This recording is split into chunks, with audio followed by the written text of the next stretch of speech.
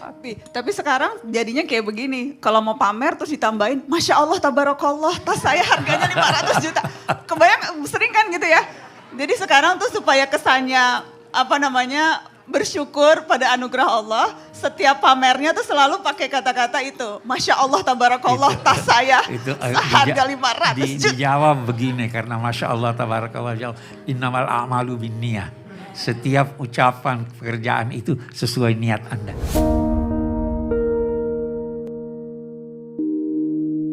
Assalamualaikum warahmatullahi wabarakatuh. Alhamdulillah senang sekali Syihab bisa hadir lagi. Kali ini spesial kolaborasi narasi dengan Intiland. Kita sedang ngabuburit Syihab, saya Nana dan Abi Kures sedang ngabuburit bersama teman-teman di gedung Intiland, gedungnya narasi juga Abiku. Dan senang sekali kita akan bisa ngobrol-ngobrol tentang hari ini Abi, kita mau bicara judulnya Harta, Tahta, dan Kuasa. Bukan harta, tahta, dan wanita. Boleh juga Bi, kayak karaoke harus agak deket Bi. Ya, boleh juga sih kita bicara itu. Dan pria juga, jangan cuma wanita. Harta, tahta, dan kuasa. Dan yang penting bagaimana cara kita menikmatinya. Itu Bi topik kita hari ini. Tapi yang pertama dulu Bi, sebelum kita masuk ke kuasa, wanita dan yang lain-lain tadi. Harta, ini kita kerja, Nana gak mau mengatasnamakan yang lain. Nana kerja, Nana mau cari harta Biku.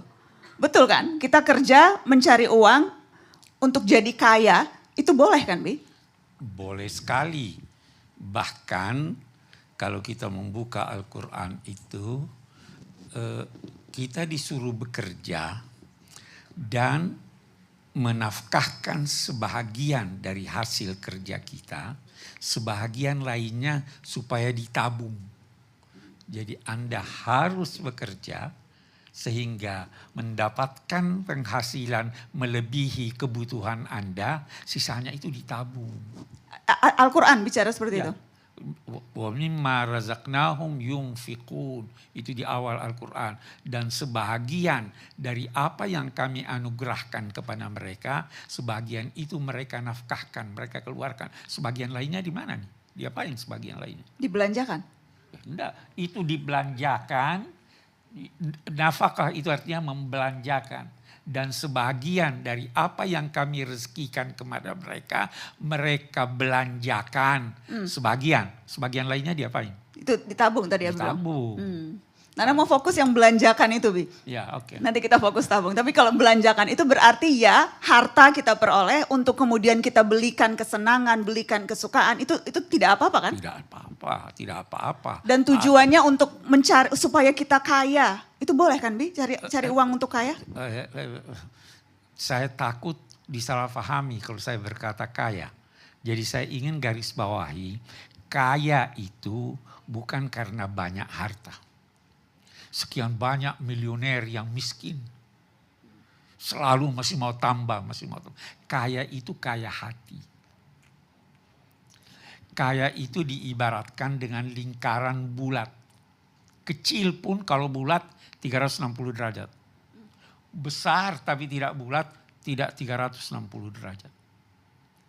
Bulatnya itu kepuasan hati dengan apa yang Anda telah usahakan secara halal dan maksimal usaha itu.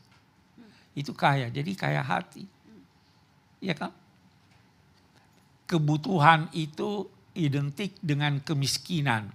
Semakin banyak kebutuhan Anda, semakin miskin Anda. Semakin banyak kebutuhan, semakin miskin? Semakin miskin. Kalau Anda tidak butuh.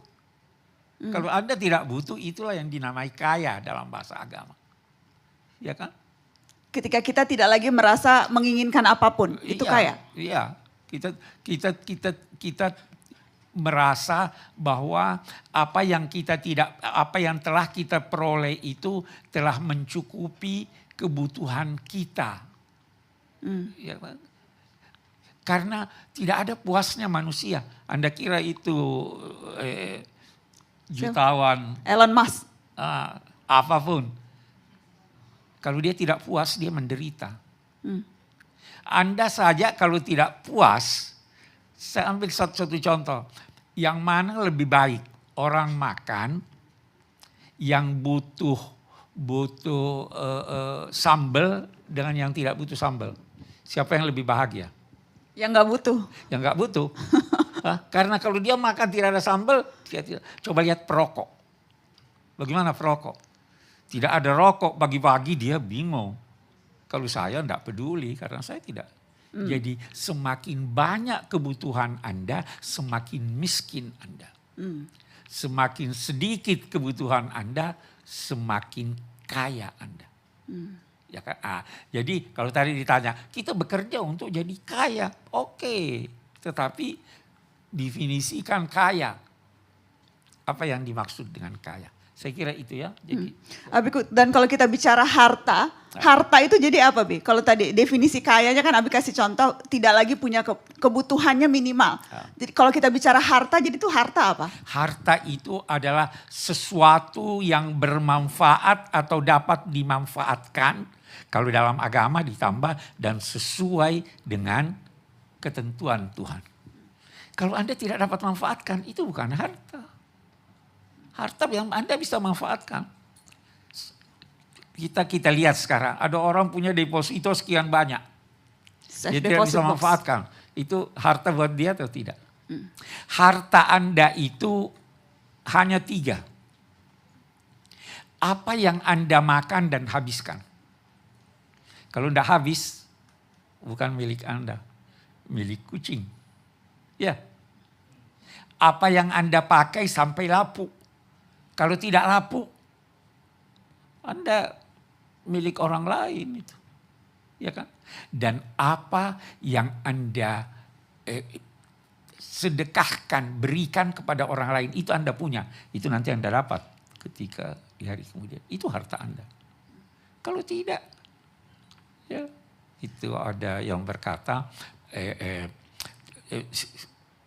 istri yang dibelikan oleh suaminya emas, berlian dan sebagainya. Kalau istrinya meninggal itu berliannya untuk orang lain. Apa yang Anda tinggal bukan harta Anda. Itu harta. Tapi yang bermanfaat. Kalau tidak bermanfaat, tidak, walaupun banyak, tapi tidak bermanfaat, tidak dinamai harta. Ya kan?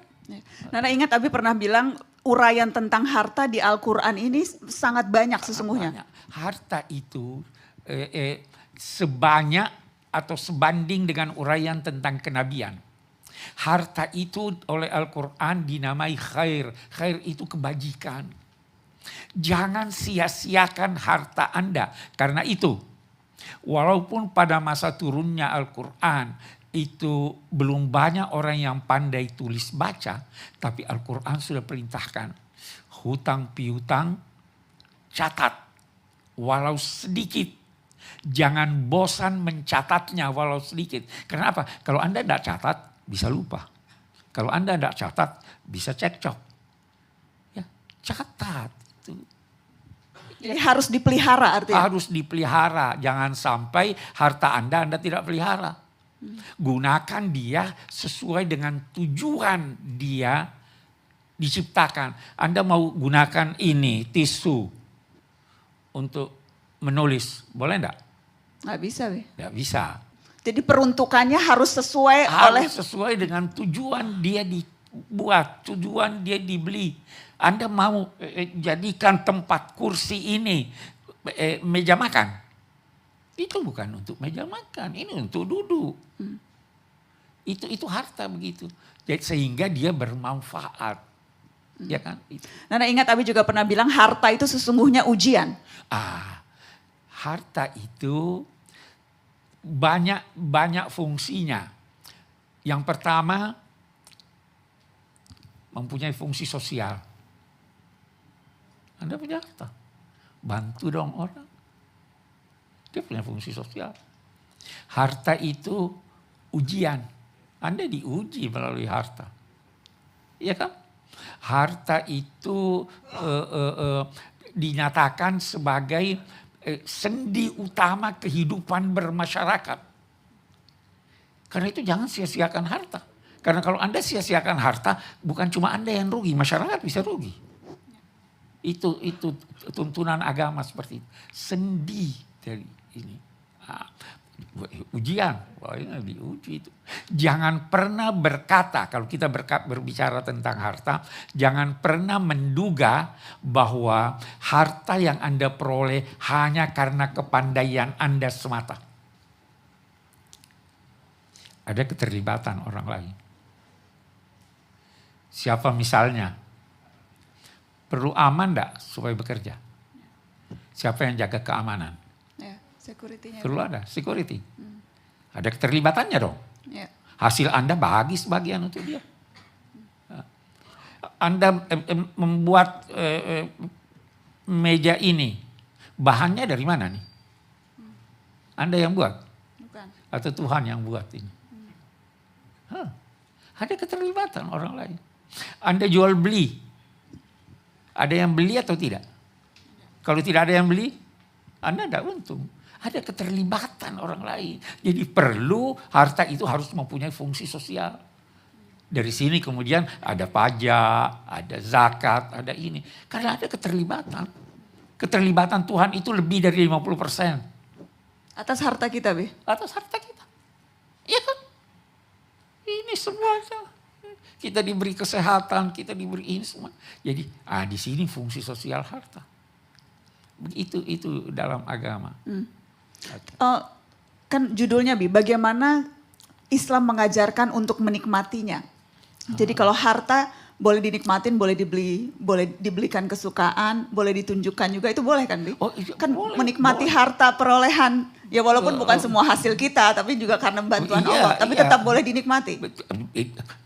Harus dinikmati. Harus dinikmati. Jangan pelit terhadap dirimu. Catat, jangan pelit terhadap diri. Tuhan Catat, sis. senang, itu Nabi berkata, Tuhan senang melihat anugerahnya ditonjolkan oleh hamba yang memperoleh nikmat Tuhan.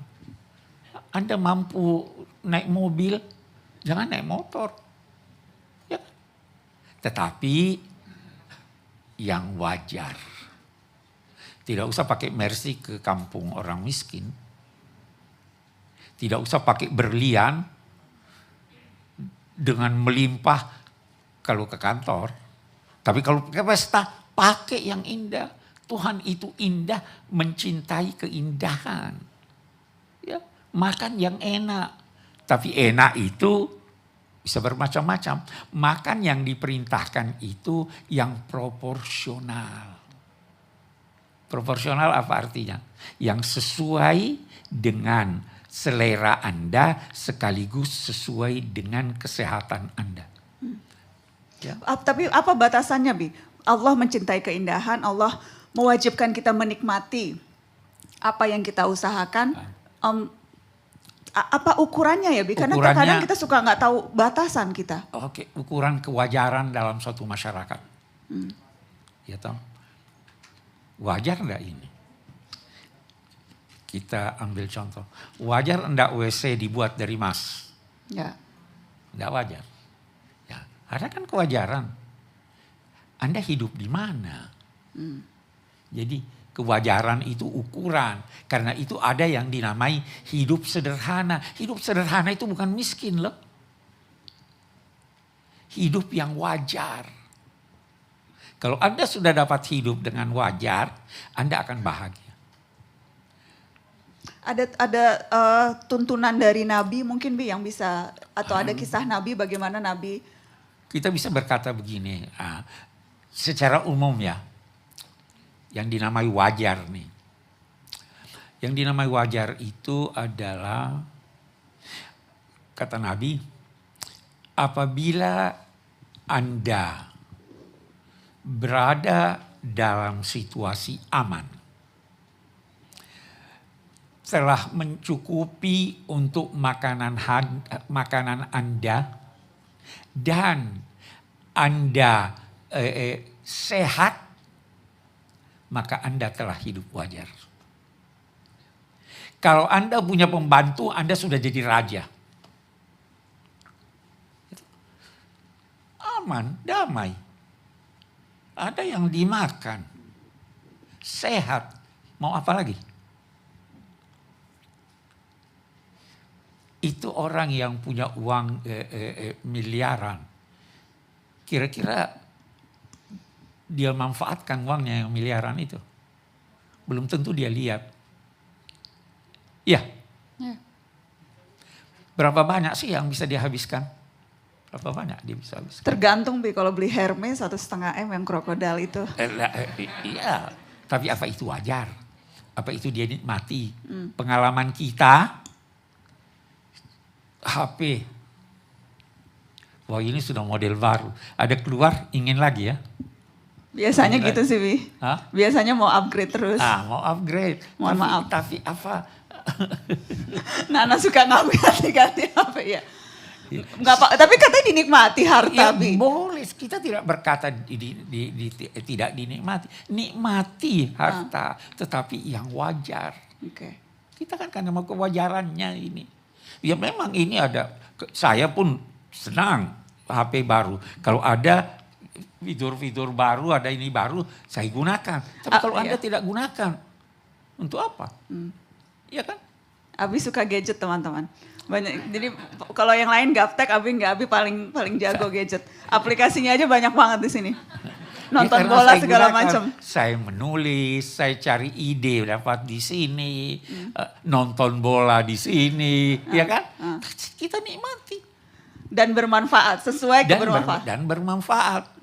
Dan Abi gak suka flexing pamer-pamer, Abi gak suka. Iya, saya tidak buka itu yang setengah porno yang ada di sini. Nggak ada. Itu tidak bermanfaat. Ada di sini, ada kan? Masa masuk ke Abi? Itu nanti bersihin. Masa udah masuk? Tidak usah dibersihin, tanpa dibersihin saya sudah bersih.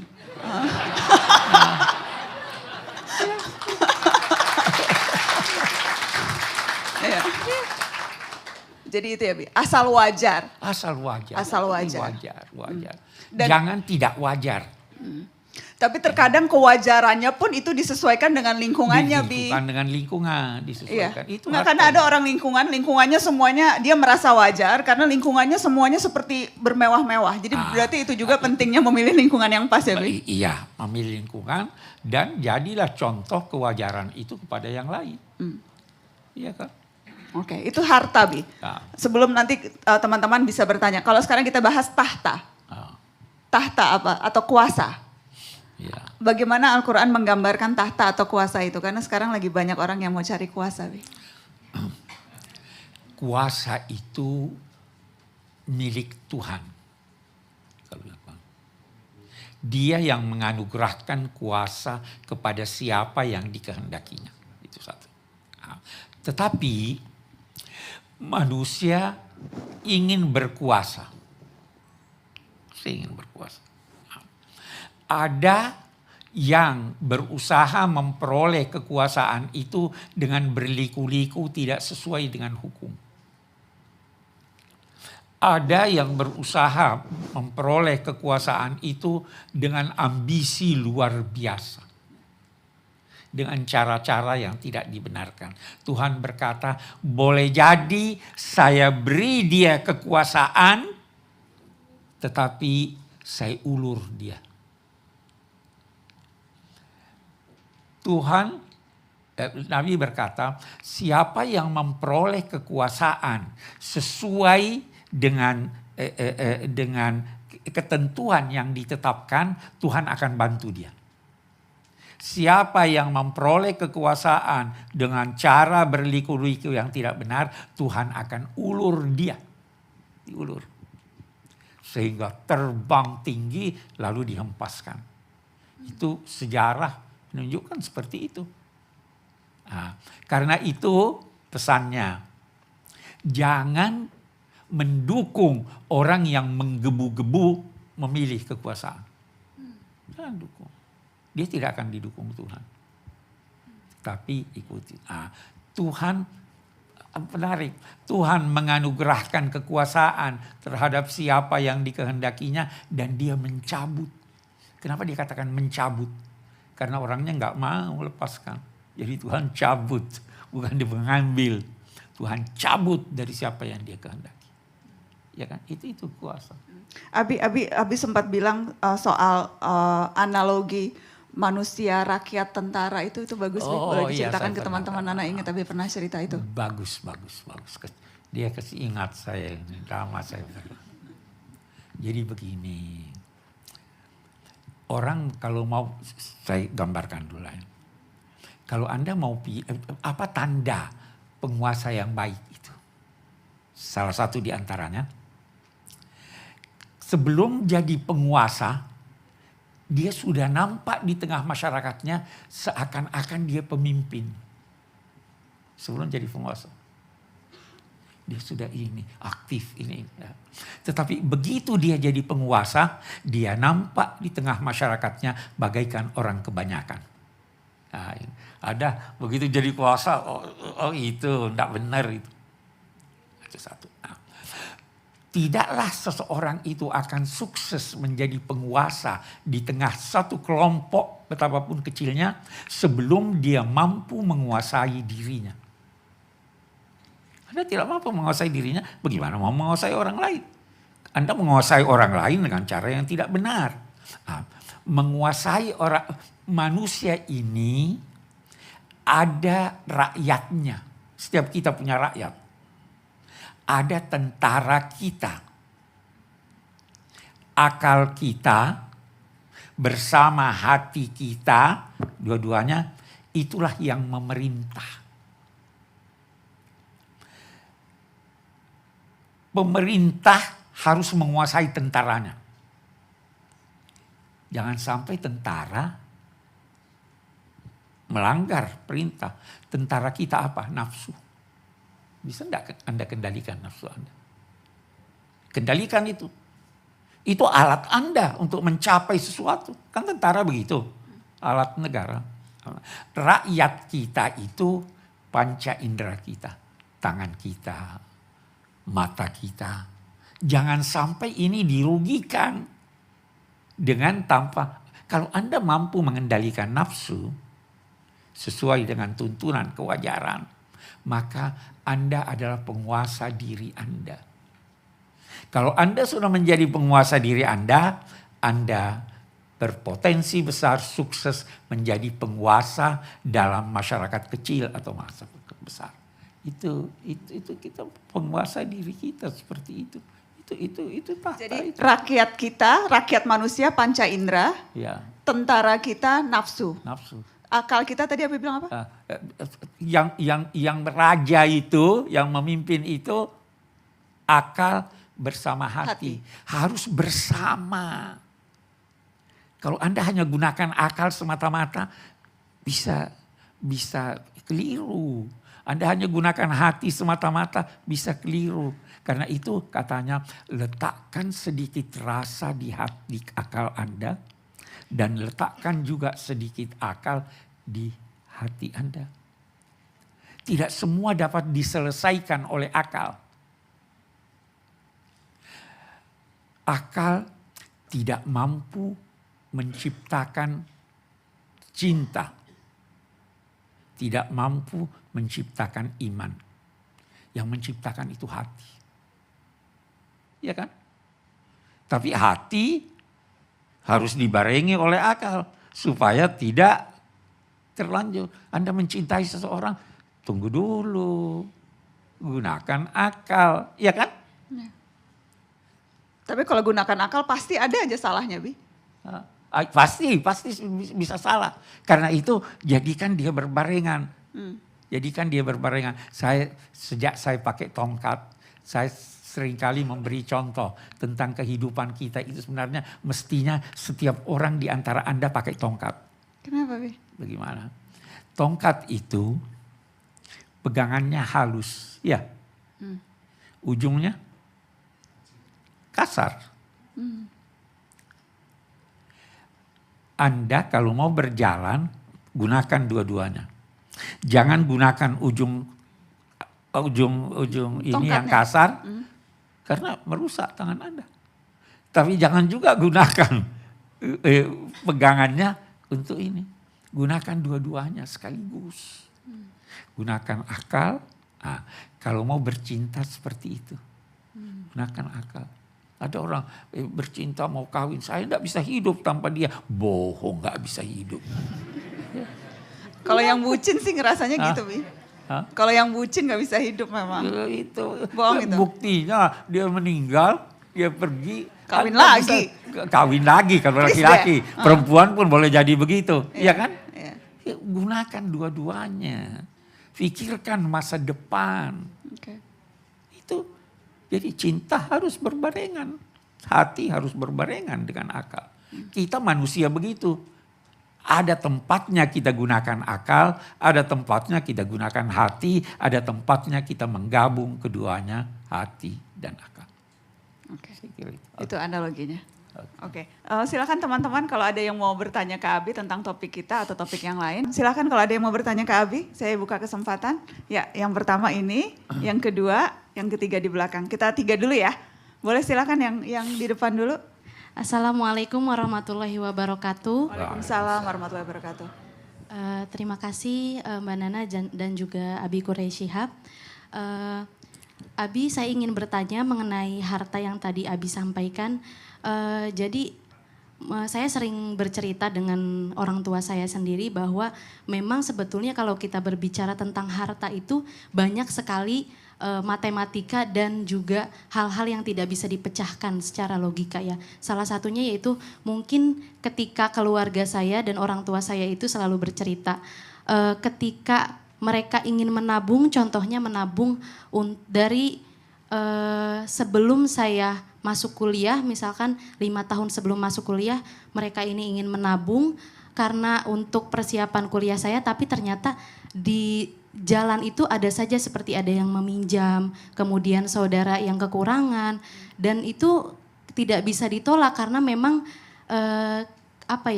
rasa kasihan kami gitu. Nah itu selalu saja terjadi ketika kami ingin berniat untuk menabung di masa depan. Itu bagaimana Abi tanggapannya? Oke, namanya siapa, Adek? Salma Maulida. Salma ya. Oke, kita tampung dulu ya, Bi. Iya. Silakan yang berikutnya. Assalamualaikum warahmatullahi wabarakatuh. Abi, Mbak Nana, saya izin tanya. Dengan siapa tadi? Saya Hakim. Hakim. Oke. Iya. Bagaimana kita bisa menjadi bijaksana dalam menghadapi kehidupan ini, Abi? Mohon nasihatnya. Makasih. Ada problem tertentu yang mau dibagi mungkin? Gak ada sih. Soalnya itu umum banget bagaimana menjadi bijaksana. Kalau ada angle-angle bijaksana dalam apa nih misalnya? Dalam karir, dalam percintaan, dalam apa? Atau dalam menghadapi harta, tahta, dan kuasa. Tips-tips menjadi bijaksana gimana, Bi? Nanti kalau udah tua dengan sendirinya bijaksana sih biasanya. Nggak, itu aku sotoy jawabnya, nggak, nanti dengerin Abi. Yang belakang silakan. Agak di belakang. Yes. Assalamualaikum warahmatullahi wabarakatuh, Abi dan Mbak Nana. Saya Rangga, saya mau nanya bagaimana pandangan Abi dan Mbak Nana, Abi terutama ya, melihat fenomena flexing akhir-akhir ini nih yang sekarang marak di masyarakat gitu ya. Terus bagaimana cara kita agar kita tidak terjebak oleh pamer harta. Karena terkadang kita sebagai manusia itu kan lupa ya. Kita punya handphone dikit, baru niatnya sih pengen biasa aja, tapi orang merasa itu, wah flexing, pamer, kayak gitu. Sekian. Assalamualaikum warahmatullahi wabarakatuh. Salam. Angga atau Rangga tadi? Rangga. Rangga ya? Ya. Cinta mana? Ketebak banget ya gue, maaf ya. Terima kasih. Assalamualaikum. Lawas banget referensinya. Abi, mungkin Rangga dulu dijawab. Soal bagaimana sekarang kan lagi fenomena pamer, Bi. Pamer harta. Tapi memang pada dasarnya manusia tuh suka pamer sih ya. Dan bukan cuma pamer harta loh, ada yang pamer keluarga, pamer kuasa, pamer kecerdasan. Aku sempat bilang kalau yang gak sadar kadang pamer kebodohan gitu ya.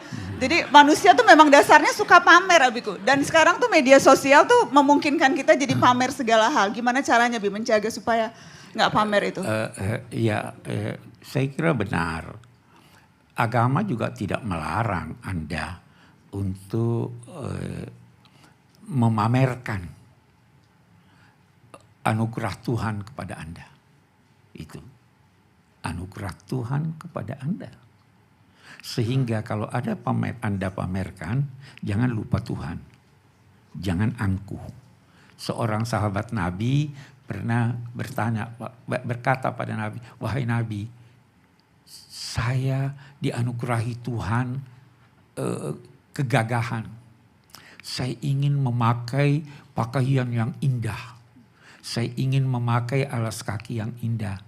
Apakah itu keangkuhan? Nabi berjawab, keangkuhan itu mengingkari hak orang lain.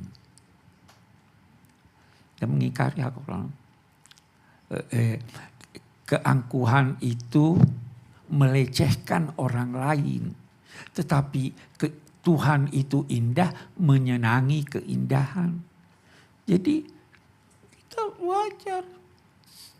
wajar kita menampakkan itu, tapi jangan lupa bahwa ini anugerah Tuhan. Bersyukurlah bahwa Anda bisa pakai pakaian yang bagus. Tapi jangan lecehkan orang. Di situ bedanya antara orang yang sombong dan orang yang percaya diri. Percaya diri. Kalau tidak pakai pakaian yang indah boleh jadi kita tidak percaya diri ya. Tetapi orang sombong itu menganggap yang lain rendah.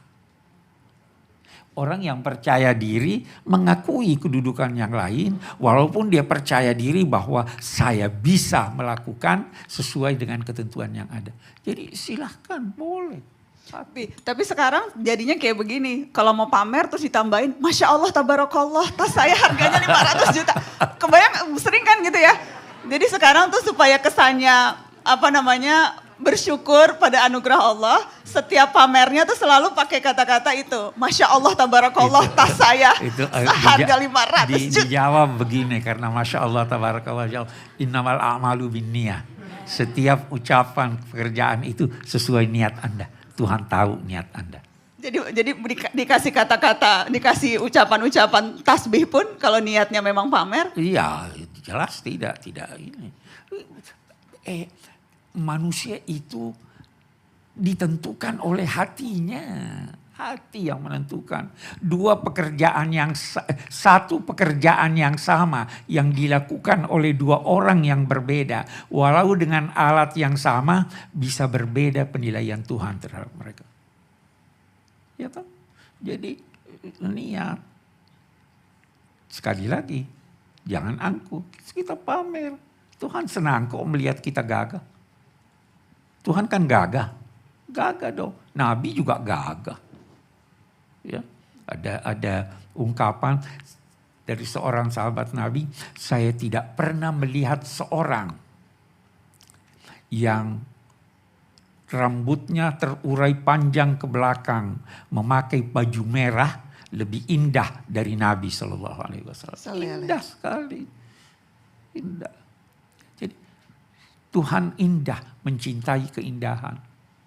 Dia berbicara tentang keindahan langit dan bumi. Indahnya kata Tuhan, itu petani membawa kerbaunya di sore hari kembali ke kandang. Indah sekali pemandangan itu. Ada di Quran ada tuh keindahan itu. Itu oke. Jadi tergantung niatnya dan jangan angkuh. Jangan angkuh dan sewajarnya. Oke, Abiku tadi Salma tanya, ingin bisa menabung tapi kerap kali tidak bisa menabung karena selalu ada kebutuhan lain yang hadir. Apakah itulah gunanya menabung? Tapi nggak bisa nabung. Ya, artinya kan sisa dari apa yang Anda rencanakan untuk menabung itu keluar untuk keperluan. Ya toh? Jadi tidak apa-apa tidak menabung, tapi bisa tertanggulangi dari hasil usaha Anda yang berlebih. Ini tadi konteksnya misalnya membantu saudara atau kemudian hal-hal yang membantu orang lain begitu ya Salma ya. Jadi seringkali akhirnya tabungan yang untuk masa depan, untuk bayar kuliah itu tidak bisa terpenuhi karena menabung tidak wajib. Ya kan? Nah, yang wajib itu memenuhi kewajiban Anda. Kalau Anda suami, kewajiban Anda memberi belanja untuk keluarga Anda. Ya kan begitu. Kalau Anda istri tidak wajib memberikan untuk suami. Tetapi sebagai istri ada kewajiban moral untuk saling bantu-membantu. Tidak perlu nabung. Itu jadi nabung itu tujuannya supaya kalau ada emergency ada, kita tidak sibuk. Tapi ada orang yang ada orang yang tidak bisa nabung saja. Ada orang yang tidak cukup penghasilannya untuk kebutuhannya sehari-hari. Ada enggak? Itu ada, fakir miskin itu begitu. Jadi tidak wajib nabung. Tapi kalau ada kelebihan, jangan foya-foya. Nabunglah. Oke. Bi, tadi Hakim tanya, bagaimana bisa bijaksana, Bi? Dari mana kita dapat kebijaksanaan dalam hidup? Hikmah kebijaksanaan itu ada dua macam. Ada anugerah Tuhan. Tuhan yang menganugerahi. Kalau kita baca Al-Quran, itu Nabi Yahya dianugerahi hikmah waktu dia masih kecil. Kenapa dianugerahi hikmah oleh Tuhan? Ada dua sebabnya. Yang pertama, dia sering berdialog dengan Tuhan. Kalau Anda membaca kitab suci Al-Quran, Tuhan berbicara dengan Anda. Anda membaca kitab suci, orang Kristen baca kitab suci itu firman Tuhan. Jadi seakan-akan Tuhan berbicara dengan Anda. Kalau Anda berdoa, Anda berdialog dengan Tuhan. Yahya itu melaksanakan itu. Yang kedua, kata Al-Quran, berbakti kepada orang tua. Anda dapat hikmah. Itu dari Tuhan. Sedangkan hikmah yang kedua melalui pergaulan. Bergaul dengan orang-orang bijak dapat hikmah. Bahkan kalau dalam agama Islam, Anda boleh bahkan ambillah hikmah dari wadah apa saja. Kalau ada hikmah diucapkan oleh orang gila, boleh diambil tidak? Boleh. Orang gila boleh jadi mengeluarkan kata-kata hikmah, ambil. Jadi caranya memperoleh itu tadi, hubungan baik dengan Tuhan, Anda diilhami. Itu di dalam Al-Quran itu Luqman Al-Hakim. Itu Luqman itu Hakim. Yang kedua, karena berdialog dengan Tuhan dan berbakti kepada orang tua. Anda dapat hikmah. Itu yang kita temukan di dalam Al-Quran. Namanya Hakim lagi pas, Luqmanul Hakim. Harus jadi hakim. Insya Allah. Masih ada waktu, saya akan buka sesi berikutnya ya. Yang di depan, kemudian yang perempuan di paling belakang satu lagi mana ya? Aku agak di tengah. Ya boleh deh yang di tengah itu 3. Ya silakan. Assalamualaikum warahmatullahi wabarakatuh. Izin Mbak Nana, izin Pak Quraish Shihab. Perkenalkan nama saya Quraish Shihab. Bi, ini temunya Nana, Bi. Ingat gak Nana waktu itu cerita ketemu orang lagi lari, terus minta foto sama Nana, terus bilang nama saya Quraish Shihab. Terus Nana gak percaya, Nana bilang lihat KTP-nya bener Bi, namanya Quraish Shihab, Bi. Saya ingin bertanya terkait dengan harta itu sendiri. Bagaimana cara kita membedakan apa itu kebutuhan dan apa itu keinginan? Karena seringkali kita berupaya menjadikan keinginan itu sebagai kebutuhan kita. Terima kasih. Kamu foto sama Abi deh. 2 Quraish boleh Bi ya?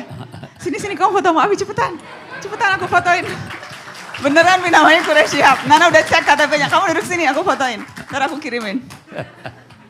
Jadi pertanyaannya nanti dijawab oleh Quraish Shihab yang Ntar aku fotoin.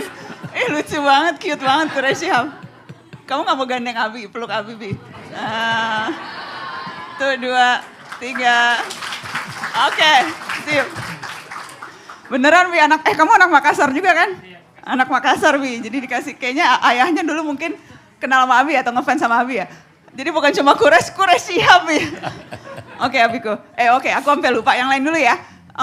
Tadi mana yang perempuan yang paling belakang? Oke, silakan. Yang paling belakang. Jadi tadi pertanyaannya Quraish, aku jadi gak enak panggilnya Quraish. Kamu dipanggilnya apa kalau di itu? Faiz. Oh gak ada berani manggil Quraish juga ya. Faiz dipanggilnya. Oke. Silakan adek yang di belakang. Selamat sore Mbak Nana, Abis. Perkenalkan nama saya Lia. Saya ingin bertanya tadi tentang soal harta. Abi saya mau tanya karena saya sudah bersuami, apa boleh kalau misalnya seorang istri itu mengatur keuangan untuk mereka mengasih ke orang tuanya. Tapi karena kita ada keperluan yang mendesak, jadi saya cuma bisa kasih sekian, tidak bisa ngasih yang lebih. Terima kasih. Tapi suami tahu kalau kamu ngasih ke orang tua? Tahu. Oke, aku cuma perlu mengklarifikasi itu aja. Yang berikutnya tadi aku nunjuk siapa ya? Di belakang. Yang di belakang ya? Oh ya silakan. Mbak Nana, Kuri Sihab. Perkenalkan dulu, nama saya Charlie. Saya mau tanya nih, untuk tadi harta, saya juga tertarik juga ya. Bagaimana dengan harta yang kita dapatkan itu tadinya kita, saya pikir kita ini dapatkan harta itu dengan cara yang mungkin tidak halal. Tapi kita sumbangkan untuk infak sodakoh, itu bagaimana pendapatnya? Terima kasih. Oke. Jadi harta ya. Aku udah bisa jawab, cuma aku gak mau sotoy, nanti biar Abi aja yang jawab. Kayaknya masih ada waktu satu lagi ya. Satu lagi boleh, satu lagi? Boleh satu lagi? Ya silakan Ibu Bapak di depan, silakan. Assalamualaikum warahmatullahi wabarakatuh. Abi mau tanya tadi meneruskan yang di belakang kan bilang, saya istri mau ngasih uang ke orang tua tapi ngomong sama suami gitu kan. Nah kalau kita kan, kalau nggak ngomong dosa apa tidak? Berikan orang tua atau apapun, apakah harus selalu izin? Gitu aja sih. Apakah berdosa? Terima kasih. Terima kasih Bapak. Abi, yang Faiz dulu. Bagaimana membedakan kebutuhan dan keinginan? Kebutuhan adalah sesuatu yang bila tidak terpenuhi, Anda memperoleh kesulitan. Keinginan, kalau tidak diperoleh tidak ada kesulitan, hanya itu kehendak nafsu, itu keinginan. Ya toh? Nafsu itu tidak pernah puas, itu nafsu. Nafsu itu tidak berhenti meronta sebelum diberikan apa yang dia inginkan. Nafsu itu tidak menerima ganti dari keinginannya. Itu nafsu. Nah, jadi ini tentu masing-masing orang beda-beda. Kalau saya misalnya sekarang, saya butuh tongkat. Anda tidak butuh. Saya kesulitan kalau tidak pakai tongkat. Ada orang butuh makan. Ada orang tidak butuh makan. Ya. Ada orang butuh motor. Saya tidak butuh motor karena saya tidak bisa bawa motor. Saya butuh sopir karena saya sudah tidak bisa nyetir. Itu kebutuhan. Menyulitkan saya kalau tidak ada. Ya toh? Tapi kalau keinginan, wah saya ingin punya helikopter. Enaknya tidak macet di jalan. Wah itu keinginan. Pandai-pandailah mengatur keinginan. Jadi itu bedanya kebutuhan dan keinginan. Oke. Tadi dari Lia, Bi. Mengatur uang untuk diberi ke orang tua. Okay. Itu sesuatu yang, itu bagaimana? Bagus. Ini saya mau, bapak-bapak jangan kaget. Saya mau memberi penjelasan pada ibu-ibu. Lirijali nasibum mimma iktasabu walin nisa'i nasibum mimma iktasabna. Lelaki mempunyai hak dari hasil usahanya dan perempuan pun mempunyai hak dari hasil usahanya. Lelaki berkewajiban untuk mencukupi kebutuhan hidup anak dan istrinya. Perempuan tidak ada kewajibannya untuk itu. Perempuan bebas mengeluarkan uangnya tanpa izin suami. Itu dari segi hukum. Ya itu dari segi hukum. Mantap katanya. Mantap ya. Cocok. Dia punya hak. Itu kita bicara dari segi hukum. Jadi tidak perlu minta izin dari suami. Kalau dari segi hukum ya, saya punya hak kok mengeluarkan. Perempuan boleh mencuri uang suaminya. Coba kita rekam dulu, kita rekam. Udah direkam beneran, Deng. Oke. Kalau suaminya mampu sedangkan dia tidak memberikan belanja yang cukup dan wajar untuk keluarganya. Itu ketentuan. Nah sekarang. Tetapi, kita sekarang ini. Kehidupan rumah tangga itu adalah kehidupan bersama. Ya kan? Kalau mau sukses perkawinan, hidup bersamalah. Hidup itu ditandai oleh 3 hal. Gerak, rasa, dan tahu. Hidup bersama harus tahu dong. Beritahu suami, saya ada uang, saya mau kasih ibu. Suami tidak berhak, tapi beritahu dia. Suami punya uang, mau bahagia hidup, beritahu berapa gaji Anda. Bahagia itu. Saya punya teman, bankir terkenal, hebat, Allah yarham. Dia bilang, saya punya hasil, saya beri semua istri saya. Wah, hebat Bapak. Dia bilang, iya, itu perempuan, kalau kita kasih uang, dia akan belanjakan, habiskan. Karena dia merasa setiap habis dia bisa minta. Ya, tapi dia bilang, kalau saya kasih dia anggap uangnya, dia akan hemat. Hemat kan? Dia bilang, saya kasih semuanya. Itu hidup bersama. Jadi kalau mau kasih ibu, beritahu suami, saya mau kasih ibu. Jadi boleh, tanpa dia ketahui boleh. Tapi kehidupan tidak bahagia. Harus, oke. Abiku, kalau memperoleh harta lewat jalan tidak halal, tapi kemudian disedekahkan, diinfakkan, dizakatkan, itu gimana hukumnya, Bi? Tuhan baik, tidak menerima kecuali yang baik. Itu jangan, itu harta haram itu sudah seperti sesuatu yang tidak bisa dibersihkan. Tidak bisa dibersihkan. Jadi tidak Tuhan tidak terima itu. Ada orang korupsi terus mau tobat pergi haji. Wah, capek-capek aja. Tobatnya berhenti korupsi ya, Bi? Bukan tobat pergi haji. Oh, Nana suka tuh, Tuhan baik dan tidak menerima kecuali yang baik. Buat jadi caption karena bagus itu tuh. Jangan batalkan sedekah Anda dengan ucapan-ucapan yang buruk. Dulu saya kasih kamu sudah 2 kali datang, itu ucapan buruk. Berikan dengan sedikit tetapi dengan tulus dan kata-kata baik, itu jauh lebih bermanfaat daripada banyak tapi disusul dengan kalimat-kalimat yang tidak baik.